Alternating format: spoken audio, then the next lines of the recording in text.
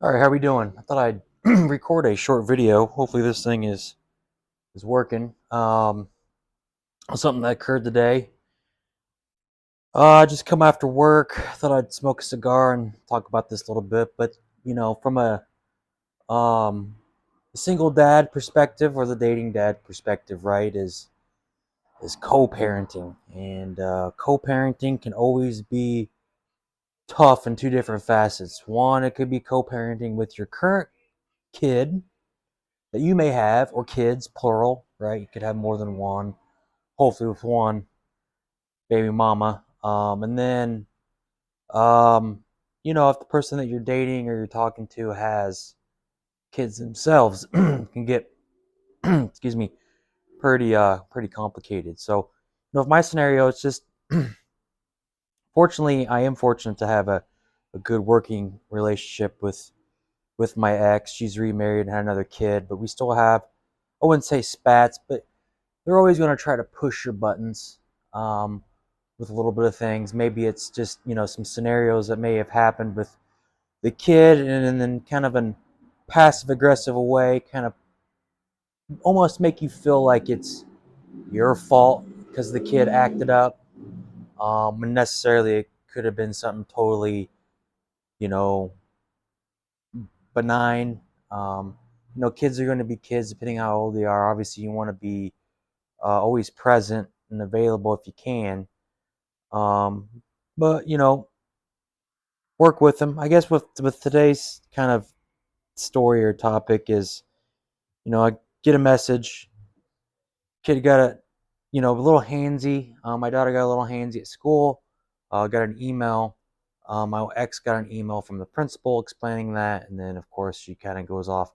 I wouldn't say in a tirade, but reacting kind of a little bit emotional with it. And I told her, hey, when I had her a couple, a day ago at night, she was fine. Listened to me fairly well.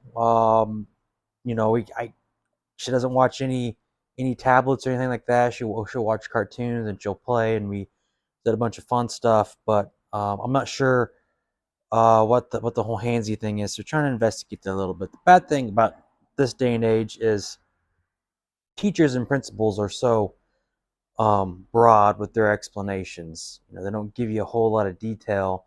They don't give any other kids' names. I guess there's other kids involved. Being that she's only in kindergarten, I guess there's some mean girl stuff going on as well as we uncover this a little bit. And it gets stressful, right? Because you don't see your daughter every day, or your child every day, right? That can get stressful and can weigh in your mind. Like, am I doing enough? Am I being present enough? Am I showing her a great enough example? And the best thing you can do is just keep doing you, keep being the best version of yourself, right? And of course, my goal is to sit down with her and talk to her, figure out what's going on. Maybe there's some stuff definitely behind the scenes, but it's not always easy, right? If you know your ex that you're dealing with, the things that kind of maybe set her off, don't try to set her off. Obviously, you know, I calmed her down, asked some, leading questions, got it to where it can actually be a productive conversation, which is, we've gotten better over that over the years. So again, that takes practice and time. Um, it definitely helps that she's not hostile towards you in any way, um, or blames you for a lot of mishaps. Right? The important thing is the child and what she learns and gets out of the experience with both of you. Right? You both have to be present. If that being said, too, if you're dating somebody that also has a child, and either I've had experience with this. Again, some experience. Somebody else had a child. I have a child. Our, I guess, parenting practices, I guess you would say, really didn't align. I thought they did, but that sometimes weighs a lot more heavy on the female than the male. Obviously, we worked it out. Being that being a single dad, I don't really have anybody. I don't get my daughter full time. Like, with the example with the girls in a relationship with, yeah, do I bend the rules? Do I spoil her a little bit more? Am I a little bit more kind to her? Yeah, and I've gotten better at that, right? Important thing with parenting is learning from your own mistakes as well, your own faults, not being so, egotistical or hard-headed, and, try to, change and improve. So I think I've done that. If you don't have a child of your own, you're dating somebody that has a child, you're going to spend a lot of time with that child, just because of association, because usually the female has the kid full time or part of the time, majority of the time. So you're going to probably spend more time with that kid than you will maybe even your own kids, right? So that's definitely a thing to take into account. With my ex, things that do chap my ass a little bit. Paying child support kind of chaps my ass. I paid alimony. I'm done with that. But child support perspective, especially today. I can always tell when she's in a mood, and it's okay. I tread lightly. I know things that are going to set her off, and try to stay away from that. But I automatically message you out of the gate that, hey, I put $100 in her lunch account. $100, not a big deal, but part of me is like, why am I paying child support? Wouldn't that, come out of that fund?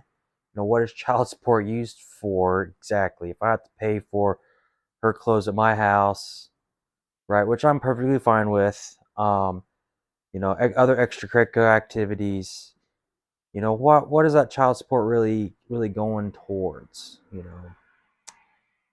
Just doesn't make sense to me. I wish there was a breakdown of where she had to actually submit an expense report of where the money's actually going. Can't do that. I wish that was the case. It's not. Alimony was one thing. It's spousal support. I'm done paying that, but that was a fun extra $1,000 a month of alimony for 20 months or whatever it was. But you're going to have little hiccups. You're going to have little spats. You're going to have, especially when kids are involved, you're going to have behavior issues with the kids. And the best thing to do is don't be pointing fingers. Best thing to do is just kind of agree.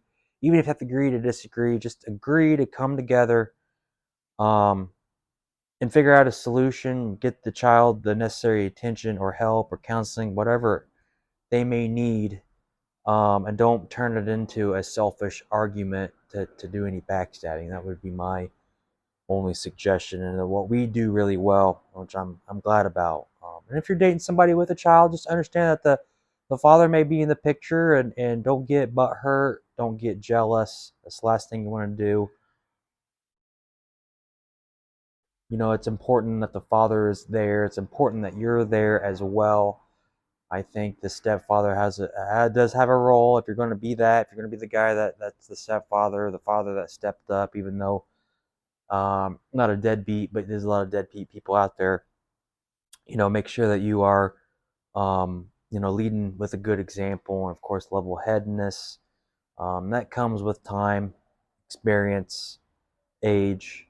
So it's kind of my 2 cents for today. Again, I want to try to be post more and more. Don't know if anybody will ever watch any of this stuff, but at least it gets me more comfortable speaking in front of a camera. Could be good for anything in the future. So, with that, I'll leave it to you, and you guys have a good rest of your morning, evening, afternoon, whatever it might be, and I'll see you again.